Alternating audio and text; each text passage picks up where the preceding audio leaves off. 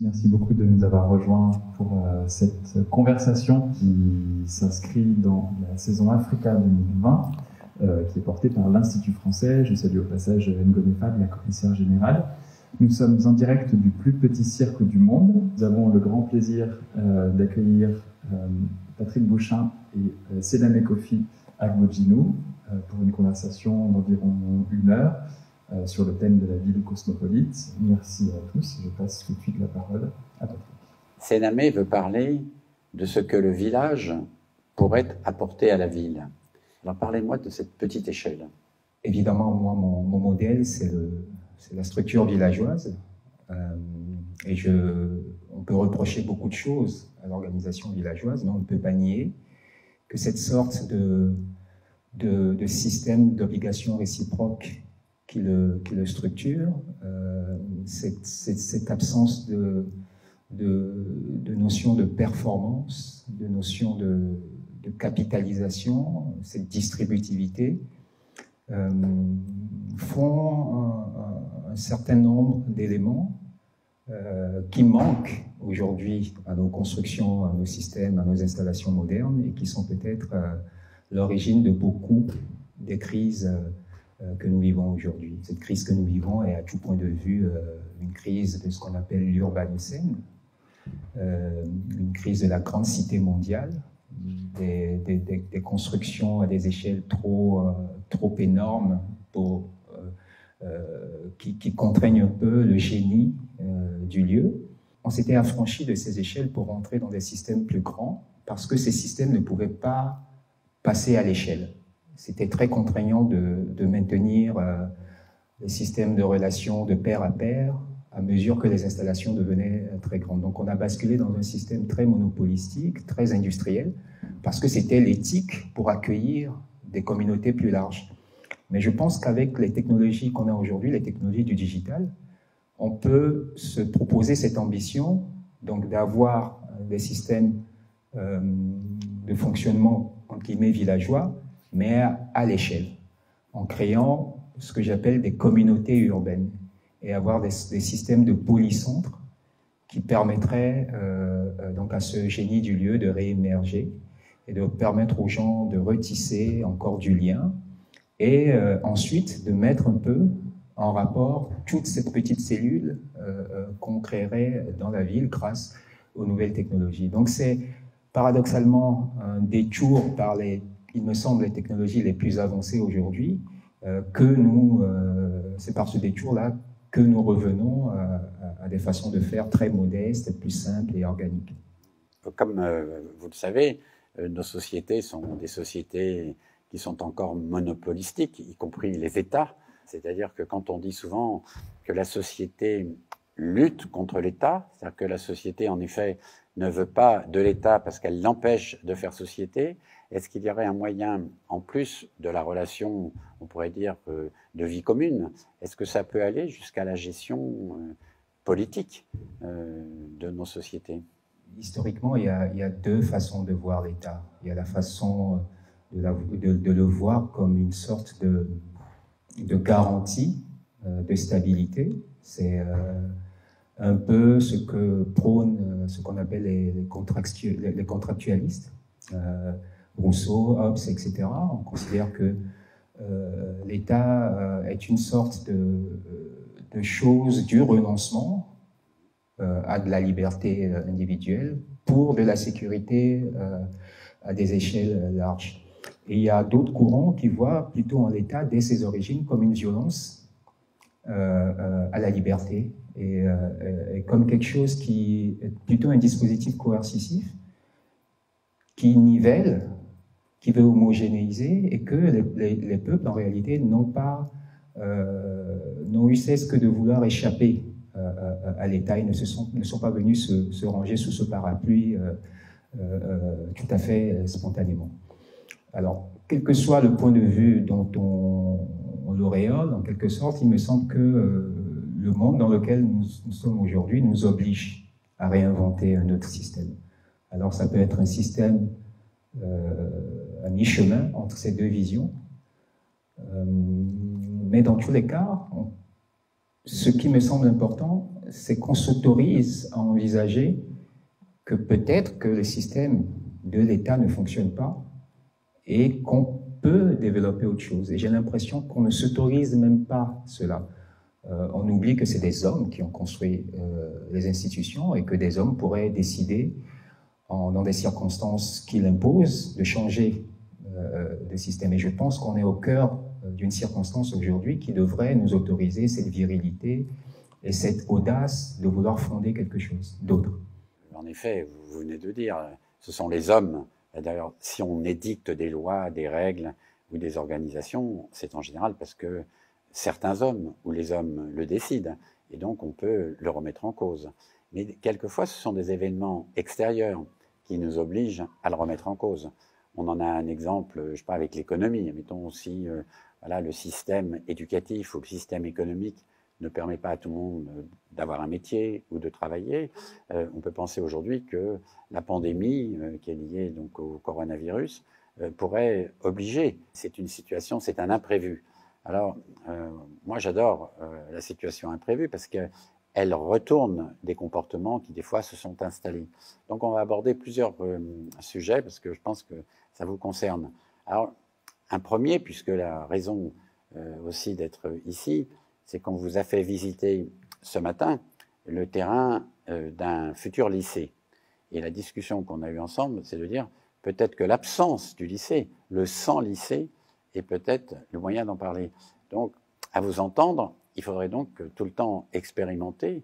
Et pourrait-on expérimenter un autre mode d'enseignement, ou tout au moins un autre mode qui nous permettrait de mieux comprendre le monde dans lequel on est, et non pas d'apprendre pour acquérir des savoirs, mais apprendre pour comprendre. Ce qui me semble vraiment intéressant, et qui est un peu mon travail à moi aussi, c'est que vous inversez la logique, parce que quand on parle d'architecture, on veut mobiliser tout de suite l'habitat, donc on pense déjà à quelque chose de déjà là, hein, qu'il s'agit ensuite d'investir, et vous travaillez plutôt l'habitation. Et l'habitation, au sens de Heidegger, on habite quand on reste enclos dans ce qui nous est parent. Donc il me semble qu'il faut construire de la parenté. Et que le problème que nous avons aujourd'hui, c'est que nous vivons dans des environnements avec lesquels nous ne sommes pas en parenté. Nous avons des objets qui sont très éloignés de nous. On ne sait pas comment ils sont produits, comment ils viennent à nous.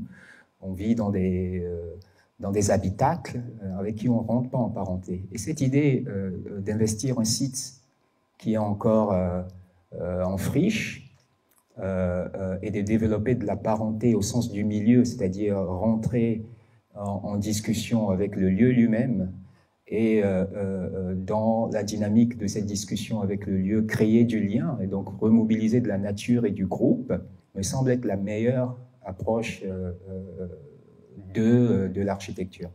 Voilà, moi je suis allé en Afrique il y a très longtemps, et on en a parlé, et ça a été un choc. Voilà, moi j'ai disons, même y compris un choc physique, un choc avec les corps, c'est un choc avec l'environnement. Je veux dire, tout est choc, voilà, tout remet en cause.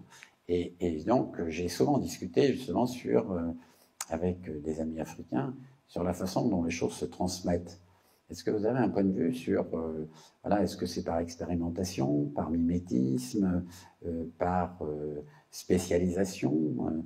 Est-ce que vous avez rencontré dans votre enfance, ou éventuellement dans votre milieu, une autre façon d'apprendre que celle qu'on nous impose aujourd'hui?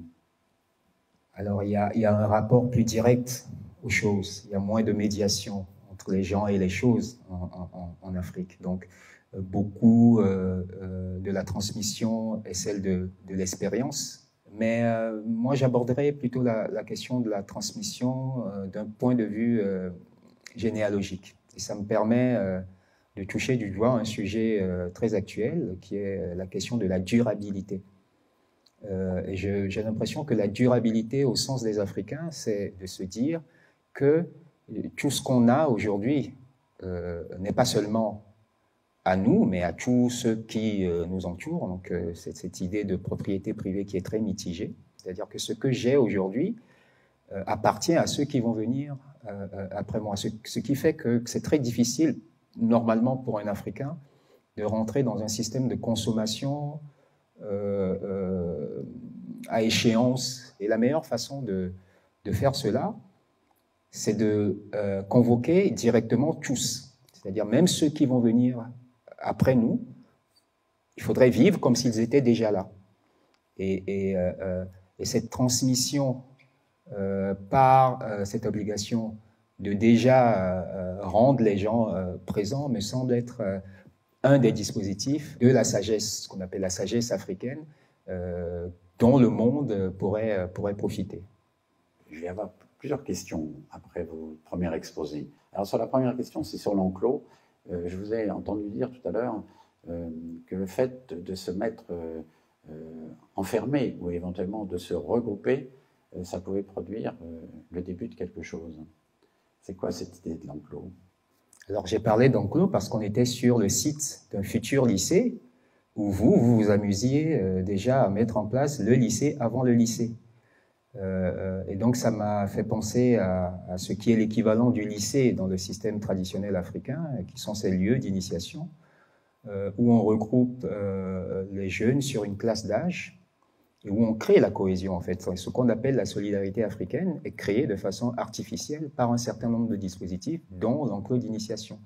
Et cette réclusion où vous êtes obligés de manger ensemble, de dormir ensemble, de danser ensemble, est le moment où vous faites corps. Et cette cohésion que vous avez développée est mise ensuite au service d'un développement cohérent du village. On ne peut pas être de la même classe d'âge, je suis désolé Patrick, mais si on avait été ensemble, si ma maison tombe, eh bien vous avez l'obligation, parce que vous êtes mon co-initié en quelque sorte, de venir m'y aider. D'autres questions, parce que justement, le système éducatif organisé se pose la question d'avoir pas pris le virage numérique, comme on dit. Et c'est vrai que vous avez des enfants, donc des jeunes, qui sont à l'intérieur d'un établissement d'enseignement, à qui on dit qu'on n'a pas pris le virage numérique et qu'on équipe, disons, techniquement, alors que ces mêmes personnes, on pourrait dire, ont appris dans la rue ou appris par mimétisme, au contact des autres, au maniement d'un outil que ceux qui voudraient nous les imposer ne connaissent pas bien le fonctionnement. Peut-on en effet apprendre quelque chose d'un objet dont on ne connaît pas comment il fonctionne et s'en servir comme il l'était peut-être imaginé par son créateur ou éventuellement envisagé, parce qu'il n'était sûrement pas envisagé ce bouleversement-là. Et est-ce qu'on peut donc apprendre en dehors de l'école un outil qui relierait en dehors de l'école? C'est presque l'enclos que vous êtes en train de décrire. On pourrait presque décrire que la future école, ce serait un enclos en dehors de l'école où il n'y aurait que des outils numériques et des danseurs. Exactement, c'est tout le problème de la production du savoir, de la production d'expérience. Aujourd'hui, c'est le mode de la production. Alors il y a des modes très verticaux, et puis il y a, qu'on pourrait imaginer, que ce soit plus organique. Et là-dessus, le souci avec les nouvelles technologies, ce que moi je dis souvent, c'est que les technologies naissent bonnes et que c'est la Silicon Valley qui les corrompt. Et que si on prenait les technologies vraiment à leur source, avec le potentiel qu'ils ont, on se rendrait compte qu'elles matchent idéalement avec l'organique. On a des technologies aujourd'hui qui semblent être faites pour un retour au lien social, un retour même à des structures très complexes qui ressemblent à des structures de la nature, ou en tout cas à des structures sociales, pour sûr. Et c'est parce qu'on les fait passer par un filtre qui destine les objets qui sortent en bout de chaîne au marché, qu'on a des devices qui créent des perturbations dans l'organique. Alors on les ferait passer par un autre filtre, on aurait peut-être des produits qui permettent d'enchasser très fortement ces technologies-là dans le social et de permettre au social lui-même d'être enchâssé tout aussi fortement dans le biosphérique. Alors quels pourraient être ces nouveaux filtres, ces nouveaux cribles par lesquels on passerait la technologie? Il me semble que des pistes comme les enclos d'initiation, des lycées avant le lycée, etc., sont des pistes intéressantes à suivre. En effet, c'est en même temps Voilà, on a en nous énormément de choses. On a peut-être en nous la construction mathématique avant d'apprendre des mathématiques, la construction grammaticale et autres. On ne pourrait pas apprendre à parler aussi vite et à compter aussi vite si on n'était pas nous-mêmes une machine magnifique, possédant déjà énormément de choses, et que des fois il faut peu de choses pour les révéler. Et vous avez raison, il y a un filtre qui est un filtre donc pour nous aliéner et éventuellement nous rendre consommateurs de cet objet qui a été inventé par un homme, quand même, de toute façon. Ce qu'on pourrait aborder ce sujet, c'est qu'est-ce qui permettrait qu'avec un outil nouveau, parce que voilà, vous en avez parlé, moi je pense que vous avez raison, le téléphone, par exemple, a été un outil de communication magnifique. Et donc là, c'est comme un téléphone amélioré, puisque c'est un visio-téléphone portatif. Et peut-être même, moi j'en discutais souvent avec des amis africains, le retard que l'Afrique avait pris au niveau des infrastructures trop lourdes pour donner la téléphonie à l'Afrique, l'arrivée du téléphone portable a permis que sans infrastructure, l'Afrique puisse avoir le téléphone. Et éventuellement, j'ai connu des gens qui n'ayant pas eu de téléphone avant, ayant eu ce téléphone portable, on pourrait dire, s'en sont servis de manière beaucoup plus libre, beaucoup plus contemporaine, beaucoup plus utile que nous en servions, qui n'était qu'un objet prolongeant notre téléphone avec fil. Alors, est-ce qu'on pourrait dire que, comme ça, des technologies qui n'ont pas été produites par un pays, mais dont le pays voit dans la technologie le génie détourné ou le génie oublié. C'est ce que j'adore justement quand quelqu'un, je dis souvent, quelqu'un qui est incompétent ou quelqu'un qui est candide, ou un enfant, dont très souvent la fraîcheur de l'enfance permet de redécouvrir l'essentiel des choses. Est-ce qu'on pourrait dire que là, quelquefois, la technologie, quand elle arrive chez quelqu'un qui ne l'a pas fabriquée, il la détourne, c'est-à-dire qu'il la prend pour le meilleur de ce qu'elle est. Et donc, est-ce qu'on pourrait dire que cet état-là qu'on est en train de décrire tous les deux, est-ce qu'il est favorable au développement des pays qui étaient en retard sur le plan industriel et qui, de fait, ont oublié ce moment peut-être dramatique qui a été l'industrie, et du coup, ce retard devient de l'avance. Est-ce que vous avez un point de vue sur ça ? Oui, je suis tout à fait d'accord avec ça. Je mettrais juste, je dirais juste que ce n'est pas tout à fait juste de dire qu'il y a des pays qui n'ont pas inventé ces technologies. Il y a certes des pays africains en sont, qui sont en retard. Vous serez d'accord avec moi que toute l'invention moderne occidentale, tout le concept, en tout cas esthétique, toute la logique mécaniste occidentale, qui lui a permis d'ailleurs de s'étendre, s'est construit sur l'observation notamment en étant inspiré beaucoup des canons africains et même des concepts africains. Donc, c'est peut-être pour ça que les Africains se reconnaissent si facilement dans ces technologies et se les approprient aussi simplement. Et dans l'appropriation première, on verra qu'ils auront des utilisations plus saines de ces technologies. Et tout l'effort est de creuser cette intuition première du potentiel de la technologie chez les Africains avant qu'ils soient rattrapés eux-mêmes par des logiques de consommation plus mercantiles. De mon point de vue, l'Occident, en tout cas l'Europe, c'est beaucoup pour sa régénération et faire sa révolution conceptuelle, y compris surtout design, a beaucoup regardé les avant-gardes, le mouvement fonctionnaliste, utilitariste en architecture, même beaucoup plus en amont avec le nombre d'or, etc., ont regardé et ont beaucoup puisé dans l'esthétique africaine pour développer leur propre esthétique. Ce que je dis, c'est que en Afrique, par le même geste, on adresse l'esthétique et l'éthique. Et que maintenant, il faudrait essayer de voir comment, cette fois-ci, on essaie de piller l'esthétique et l'éthique qui va de pair avec l'esthétique. Et c'est dans cet effort, cette fois-ci, de vouloir se régénérer avec l'éthique africaine que peut-être c'est dans cet effort que l'Occident arrivera peut-être à trouver une solution aux problèmes qui qui le mine aujourd'hui. Et quand je parle d'Occident, je ne parle pas de l'Amérique du Nord et de l'Europe seulement, puisque l'Occident est aujourd'hui déjà global.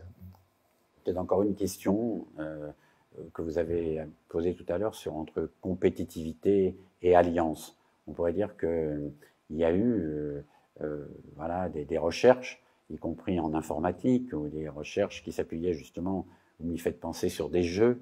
Il y avait des jeux africains, d'ailleurs, auxquels j'ai joué, qui étaient des lieux d'alliance ou des lieux de compétitivité, qui sont des jeux apparemment très simples dans leurs objets ou dans leur manipulation, et très complexes sur le plan mental. Et c'est vrai qu'on a souvent vu des gens jouer, ça existait comme ça, y compris en Europe, sur des places publiques, et des enfants apprendre à jouer en regardant les autres jouer. Et donc, je ne sais pas si vous le savez, mais après la guerre, il y a eu des premiers programmes donc, informatiques qui étaient essentiellement sur des programmes d'alliance. Et pour des raisons militaires, comme il fallait développer des programmes pour se préparer donc, à utiliser cet outil dans l'armement, on a plutôt développé des programmes de compétitivité. C'est celui qui annule l'autre. Quel est le moyen, en fin de compte, d'être l'adversaire et de gagner sur son adversaire? Donc, du coup, enfin, vous l'avez déjà abordé, mais en effet, peut-être que cet archaïsme, ou ce socle commun, ou ce tronc commun à l'humanité, là, vous avez raison, il est sur votre continent. Et donc, c'est de ce tronc commun qui est une grande abstraction et qui pourrait permettre de comprendre le monde dans lequel on rentre. Et comme le sujet de notre entretien, puisque nous sommes tous les deux architectes, donc c'est peut-être ça qui nous permettrait d'être dans le même enclos, ça sera plus une tranche d'âge, une tranche de compétences. Et si on avait une ville à faire, ou si on avait des conseils à donner, et on le voit par la pandémie, tous les grands systèmes voilà, qui concentrent trop les gens, qui enferment trop les gens, sont donc dangereux, et on risque de rentrer dans une période de pandémie répétitive. On va devoir revoir nos modes d'habiter ensemble, d'organisation, qui risquent de revenir à des modes d'habiter dont vous parliez tout à l'heure, qui ne sont pas ceux qui ont servi à l'industrie ou autre, mais qui serviraient à l'harmonie.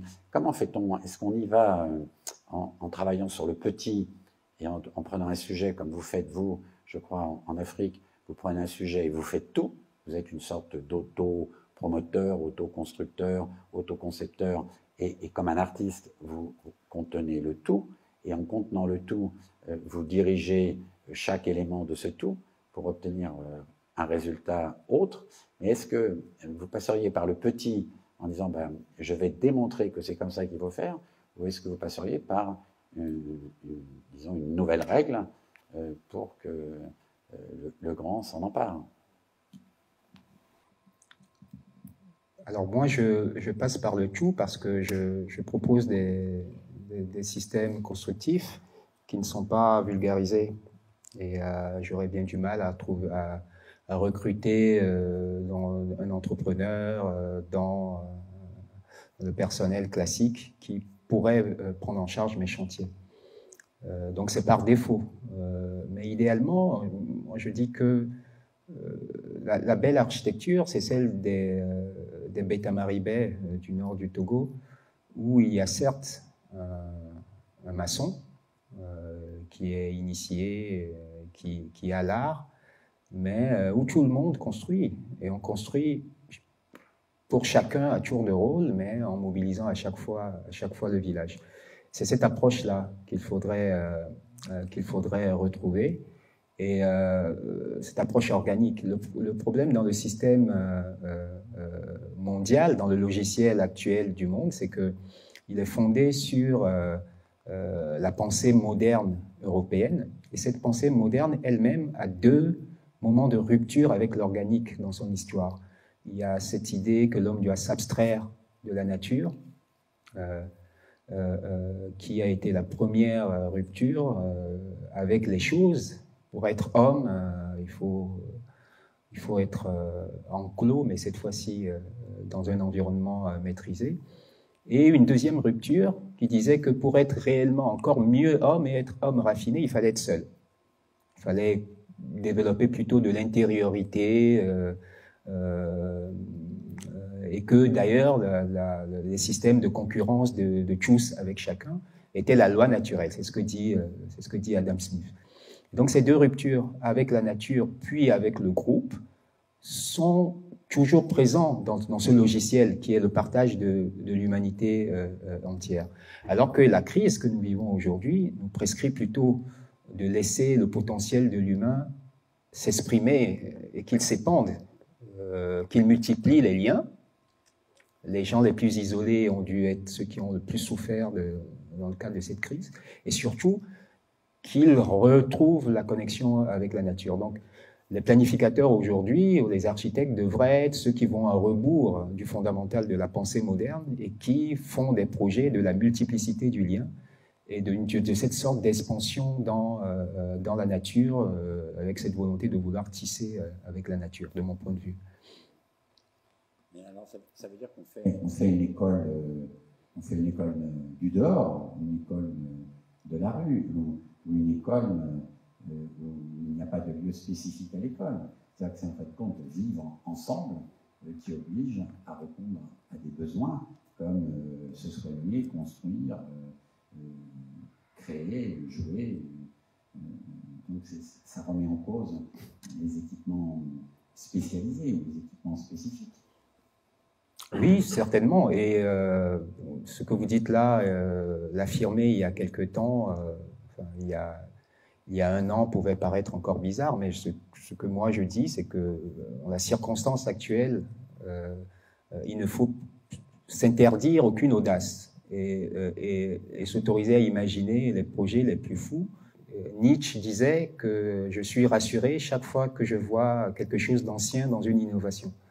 Donc, quand moi je vois ce chantier que vous mettez en place pour ce lycée avant le lycée, et que je vois que c'est un aîné qui en a l'intuition, ben, je suis rassuré aussi. Ça veut dire que ces façons de faire indisciplinées ne sont pas l'apanage de générations, mais sont des intuitions cycliques. Et il faut les aider à pouvoir se structurer, prendre de la bouteille et résister à la norme qui écrase tout. On va demander à la personne qui récolte les questions s'il y a des questions extérieures, et sinon aux 5 personnes qui se trouvent ici, s'ils ont une question à nous poser. C'est je crois savoir que former des jeunes à l'aimer dans les Fab Labs que tu as monté, je crois. Et donc je voulais savoir en fait comment se passait cet enseignement en fait qui se fait, il me semble, en dehors des institutions justement. Alors ce sont WellLab 0 et WellLab Prime, 2 lieux complètement ouverts et de partage.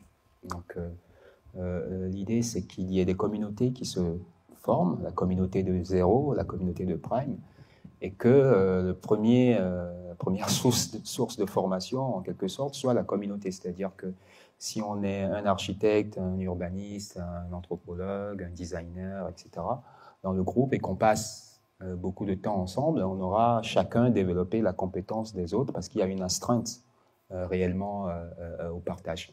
Et ça, on le fait dans le cadre de brainstorming, d'obligations réellement cycliques, à ce que chacun fasse un cours aux autres, etc.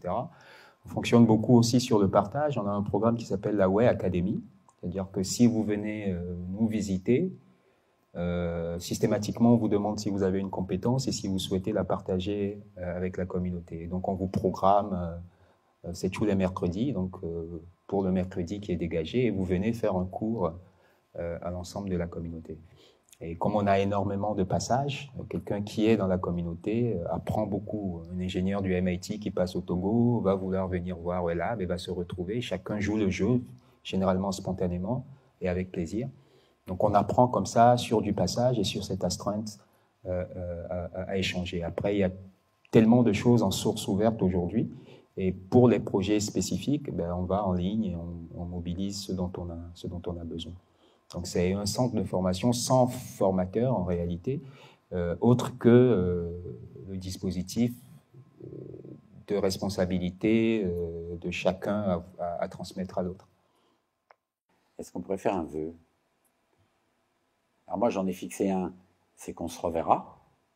Donc, c'est que toute rencontre n'a d'intérêt quand elle marche, qu'elle continue. Donc, on pourrait dire que moi, mon vœu, c'est qu'on fasse un mariage ou une relation ou un échange, et on pourrait faire que peut-être des savoirs, des techniques, des pratiques qui sont identiques ou l'une est dans l'autre, donc soient solidaires, et que vous reveniez donc régulièrement à Bagneux et que nous allions au Togo. Donc ça, c'est mon vœu.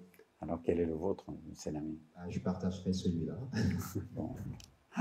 Je lui donne plus de force. Si on travaille ensemble, enfin, on va travailler ensemble, on va travailler sur un objet concret, donc une construction, il faudrait qu'on se pose une question de fond, justement, pourquoi on a fait la table rase? Quelle était cette idée de la table rase, de gommer et de classer, quoi. Si vous pouviez conclure sur ça, quoi.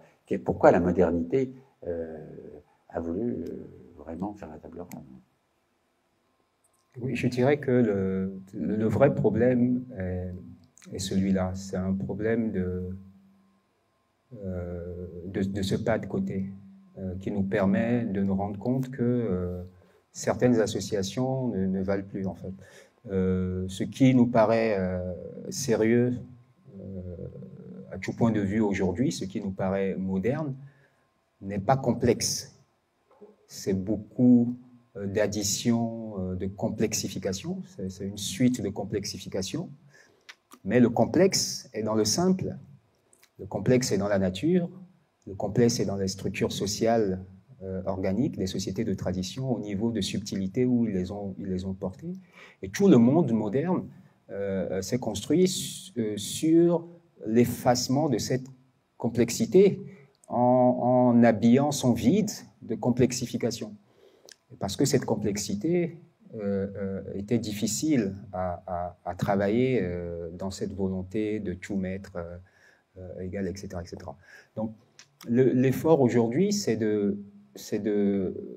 d'oser aborder le complexe, et ne pas avoir peur du complexe, comme les enfants peuvent l'aborder, et ne pas démissionner en mettant en avant toute une logique rationnelle qui, en fait, nous évite de nous poser les vraies questions. Mais pour faire ça, il faut un premier moment de désillusion où on met fin aux associations un peu problématiques.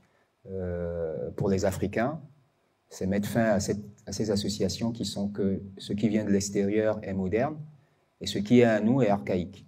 En fait, ce que les Africains font depuis toujours et ce qu'il y a de plus moderne aujourd'hui, au sens de le moderne, c'est ce qui répond le mieux aux problématiques de nos jours. Et tout ce qui est importé, en fait, beaucoup de ce qui est importé est archaïque. Et pour les Occidentaux, c'est la même chose.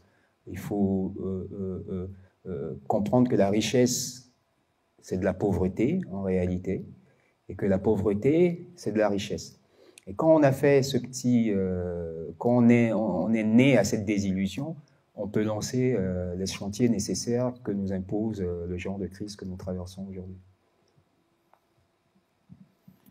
Ah oui, je pense qu'il faut être héroïque pour être simple, et être simple pour avoir la capacité de ne pas avoir peur de la complexité, quoi, hein. Il faut être capable de rentrer dans cette société complexe, et je pense que là, on l'a complexifiée, et on pourrait dire qu'elle est devenue cynique plus que complexe, quoi. Quand on nous dit voilà, l'administration est complexe, non, l'administration dans son fonctionnement est cynique pour empêcher justement de faire apparaître la complexité. C'est pour cacher la complexité.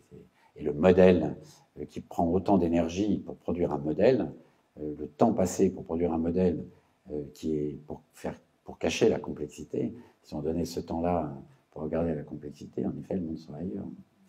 Eh bien, nous allons rester sur ces bonnes paroles et nous souhaiter donc de revenir vite.